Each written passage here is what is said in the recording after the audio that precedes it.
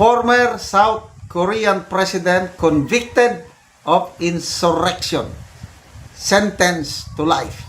Si Bangag ang susunod after 2028. Promise. Gandang araw mga kaibigan. Bigyan natin ng reaksyon itong post ni Attorney Harry Roque. Isinare niya ang isang post. I think Billionaire News Channel ata na post ito. Yeah, Billionaire News Channel. Former South Korean president convicted of insurrection, sentenced to life. Abe, life imprisonment, dating presidente. Grabe ang South Korea ba?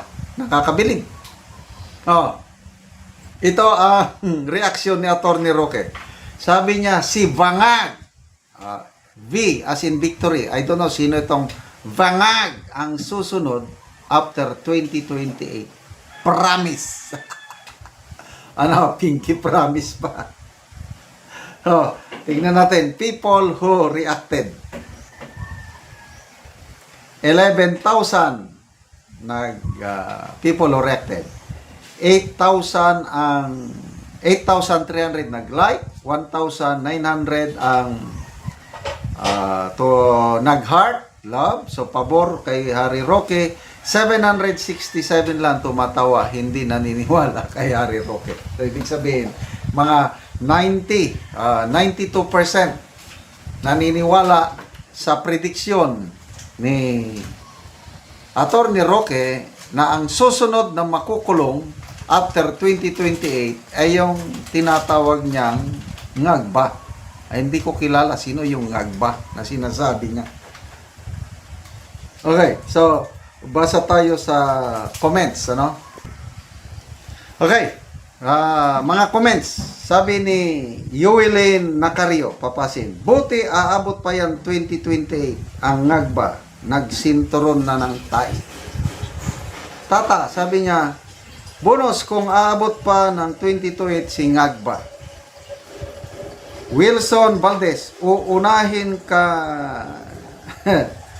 Ang problema, sabi ni Nel, ang problema hindi na siya aabot ng 2028. For sister, for sure, history repeats. Fly to Hawaii. Tessie Strauss, kilala ko ito, si Ma'am Tessie. Ma'am Cara David, pasok! Wag naman. John Aquino, hindi na siguro aabutin yon kasi matutupad na ulit ang wishes ni Miss Cara David. Again, wag naman. Ang daming nag-aabang sa wish ni Cara David na yan. Kailan, kung ako lang, pabayaan nyo na lang, tapusin niya ng kanyang termino. Kawawa naman. Okay, so, speaking of South Korea, talagang, and other Asian countries, believe ako, very mature na ang political system nila. Birin mo, ang unang nakulong, yung former First Lady sa South Korea, I don't know kung ilang years, convicted, nakulong, First Lady. Kasi, kaya nagkagulo sa South Korea, nung presidente itong lalaking itong nasintensyahan, kasi yung first lady niya, sumusobra na yung alleged corruption. Kaya umalma ang South Koreans, nagrally, nagprotesta hanggang natakot yung presidente, nag-declare siya ng martial law. Ay wala, hindi pwede yon dahil malakas yung political system nila. Nagkaroon ng korte ata, nag-declare na unconstitutional yung martial law hanggang tinanggal nila itong presidenteng ito, kinasuhan at ngayon sentensyado na life imprisonment. Kaya tingnan nyo dahil sa disiplina, dahil yung mature na ang political system nila, grabe na ang pag-angat ng South Korea. Noong 1950s, Tayo pa ang tumutulong sa kanila nung nagkagera. Tayo ang mas meron. Tayo mas angat. Pobreng-pobre ang South Korea nung una. But ngayon, na-overtaken na tayo dahil ang atin is paurong ang ating may isang economist nagsabi, nanganganib ang Pilipinas is pabalik na sa kanyang title na Sick Man of Asia. Tinagurian tayo minsan, I think after yung 1986 EDSA Revolution, bumulusok ang ating ekonomiya. Grabing So tinawag tayo noon Sick Man of Asia. Mabuti na lang pag upo ni FBR, GMA, mga ganon, unti-unting nakakabangon. Lalo na ng kay PRRD, papataas na tayo. Nagka-pandemic lang, kaya medyo na-stop yung growth. Ngayon, dahil sa flood control, wala na naman ang ekonomiya pabagsak. Kaya ang prediction ng isang economist, the Philippines is poised to go down again as the sick man of Asia.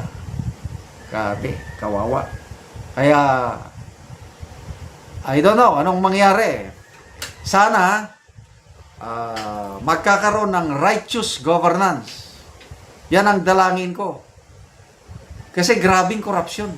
As in, parang sarili nila yung pera. Wala silang hiya sa mga taxpayers. Gasto dyan, bilyones ang parang sarili lang nilang pera.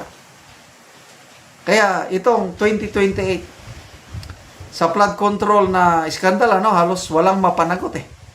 Kaya ang galit ng taong bayan, ngayong eleksyon, ang isang issue dyan is corruption sa administrasyon ito. Kaya nahihirapan ng administration, wala silang malakas na kandidatong maitos-up. Kaya mayroon nang nag-iisip na magkaroon ng Robredo-Marcos Alliance. Itotos up ng Marcos, i-endorse ng Marcos si Ma'am Leni Robredo para may pag-asa na matalo nila si BP Sara. Kasi once na manalo si BP Sara, patay kang bata ka. Lintek lang, walang gante. Kaya maraming kabado. So I don't know kung matutupad yung promise ni Attorney Harry Roque. By 2028, ang isang ngagma ang susunod na makukulong. Promise. Salamat mga kaibigan sa inyong pagsubaybay sa ating channel. Nakakatulong kayo ng malaki sa tribong Talandig ng Bukidnon dahil ang income natin sa channel na ito is pantulong sa tribo.